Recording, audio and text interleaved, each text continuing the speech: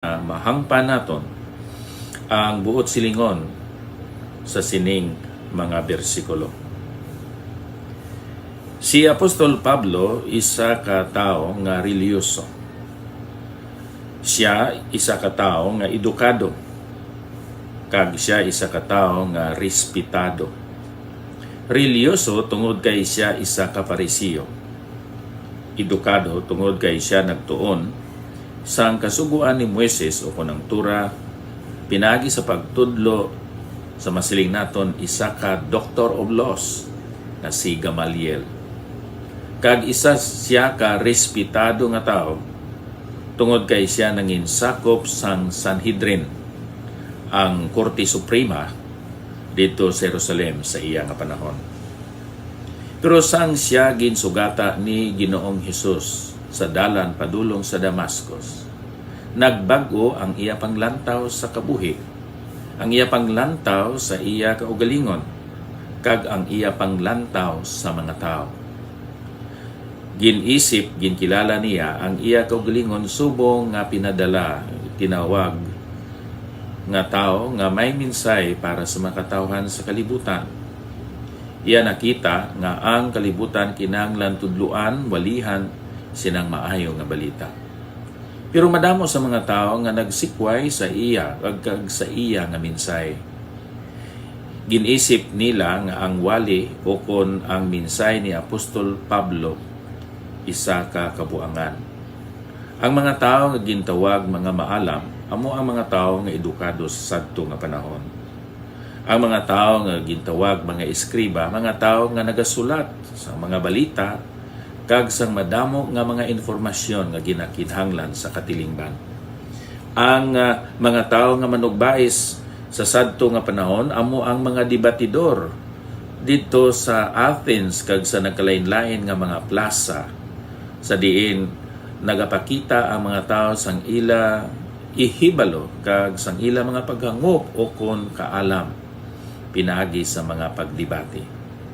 Pero ato nakita nga sa tubangan ni Apostol Pablo, ini tanan walay pulos kay amo ini ang pagpabugal sang tao sa iya abilidad, sa iya nga paghangop, sang iya ihibalo, kag sang iya kaalam.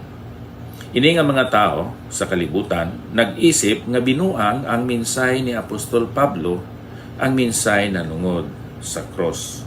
Pero nagsiling siya wala bala pagpakabuanga sang Dios ang kaalam sang kalibutan. Sa pagamatod, bisan ikaw may nagkalain-lain nga degrees, masters, doctorate sa philosophy, sa medisina, sa edukasyon, sa public administration, etc. Kung ikaw wala sing kaangtanan sa Dios pinaagi sa pagtuo sa kay Kristo Jesus, maisip kag makilala ining imo ihibalo abyan wala sang kapuslanan sa pagpadala sa imo dito sa ginharian sang Dios. Ining aton nga kaluwasan libre ini nga dulot, basta dulot gani sa pagkamatod libre na naabyan, no? Libre nga dulot sang Dios. Sa Roma 6:23 kay ang bayad sa sala kamatayon, pero ang bunayag nga dulot sang Dios kabuhi nga wala sang katapusan dira sa kay Kristo Jesus. Kag hindi ini maangkon pinaagi sa intelligence sang isa ka tawo. Kinanglan ang pagpahayag sang sini nga kamatuoran kag minsay pinagi sa pagtudlo, pagwali, pag-broadcast kaangay sini sa mga katawhan sa kalibutan. Kay sanglit sa kaalam sang Dios, ang kalibutan paagi sa iya kaalam, ang kaalam sa kalibutan, wala makakilala sa Dios. Namutan sang Dios ang pagluwas sa mga nagatuo paagi sa quote-unquote kabuangan sang amon ginawali. Ginbato na lang ni Apostol Pablo ang ginhambal sa mga tao na nungod sa ginawali ni Apostol Pablo nga ini binuang. So gingamit niya ina nga pulong nga ginhambal niya diri Namutan sang Dios ang pagluwas sa mga nagatuo paagi sa kabuangan sang amon ginawali.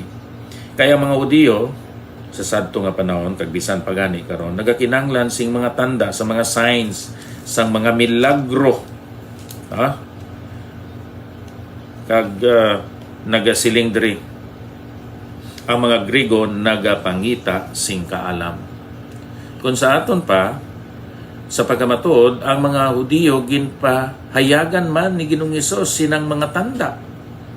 Hindi bala nga naghimo siya sang tubig, subong wine? Hindi bala nga siya nagbanhaw sa mga patay?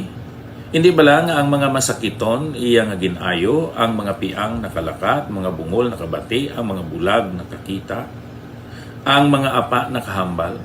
Kadamo sa mga milagro nga ginhimo ni Ginoong Hesus. Pero may bahin sa balaan kasulatan nga si Jesus naguntat na sa paghimo sa mga milagro, sa mga tanda, sa mga signs. Kaya mga tao hindi man magtuo sa gihapon sa iya. Busa, madamo sa mga tao karon nga gusto sa mga signs, sa mga milagro, mga mulumilagro nga napahayag sa mga tao. Ako na kita nga sang wala pa nakaabot inang sinaton prophet nila. Wala pa man gakurog ang tao. Pero sang hikap na ang prophet quote-unquote nila, natumba kag nagkurog, nagkudog-kudog ang tao. Amo balay na ang sign nga ginapangita sa mga tao. Abi ninyo ang pinakamaayo nga sign nga ang tao nakaangkon sa kaluwasan amo ini. Nga sang una, siya isa ka gambler. Isa siya ka sugarol. Pero sang nakasugata siya sa kay Kristo Jesus, pinagi sa iya nga paginulsol sang iya mga sala. Kag sa iya nga pagsalig sa kay Kristo Jesus, ang iya nga sweldo, iya na intriga sa iya asawa. Sang una, nagabakal siya sang bino, nakasugata sa kay Kristo Jesus, nagabakal na siya sang bugas kag pagkaon para sa iya nga pamilya. Sang una, nagadiretso siya sa iya mga barkada. Sa tapos nga nakabaton siya sang iya sul konsweldo, karon nagadiretso na siya sa iya asawa kag iya pamilya. Kag nga sila nagakinasadya sa pagkaon sa paghiyambitay subong isa ka panimalay. Ang isa ka babae o kung lalaki nga immoral, nakasugata sa kay Kristo Jesus, iya ginsikway ang iya immorality. Ang isa ka tao nga dali mangakig, nakasugata sa kay Kristo Jesus, karon siya isa ka mapasinsyaon, mapinasayloon, kag masil naton gani mabuot na klase na sang tao. Ang pagbago sang isa ka tao gikan sa pagkamakasasala padulong dira sa pagsunod sa kay Kristo Jesus, isa ina kadako nga milagro. Madamo sa mga tao nga ginsiling nga sila nag-ayo sa ilang mga masakit.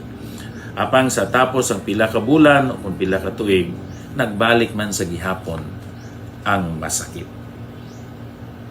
Kung sa aton pa, ina nga mga milagro, temporaryo.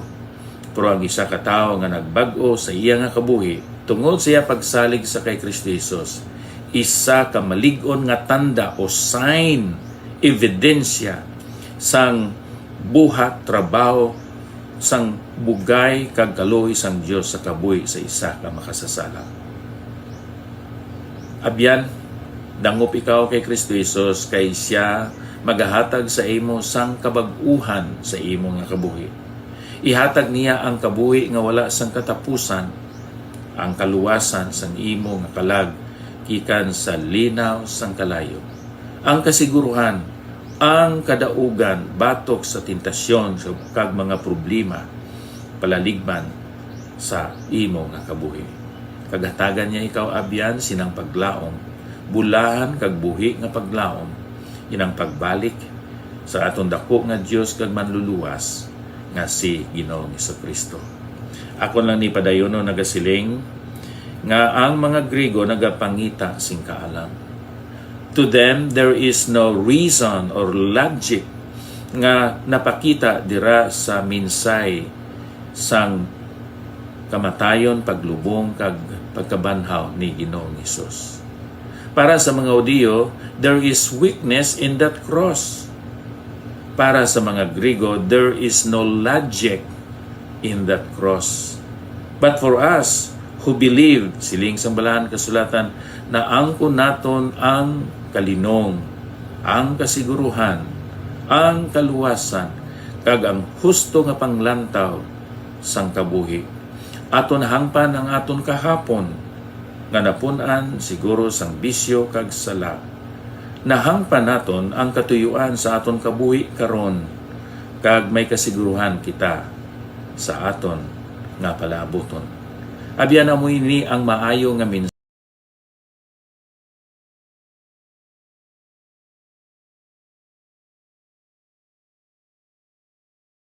of the Lord Jesus Christ. I hope nga ini nga mensahe nakahatag sa imo sang katinawan kag ihibalo o kung kaalam nanungod sa kabuhi sang tao kag sang plano sang Dios sa pagluwas sa mga makasasala. Ako si Pastor Epafras, mag-agda sa imo sa pag-upod sa akon sa pag-ampo. Diyos nga balaan, gamita ini nga minsay sa paghatag sang kapawa o kasanan sa mga ara pa sa kadulong, ara pa sa mga pagpangduwa-duwa, ara pa sa kahadlok sa palabuton. Sa ngalan ni Ginoong Hesus. Amen. Abyan, salamat gid sa imo nga pagpamati sa sining istasyonan sang radyo. Sa gihapon, padayon kita sa pagsunod sining aton programa, ang Ilonggo Daily Light from God's Word Radio Broadcast.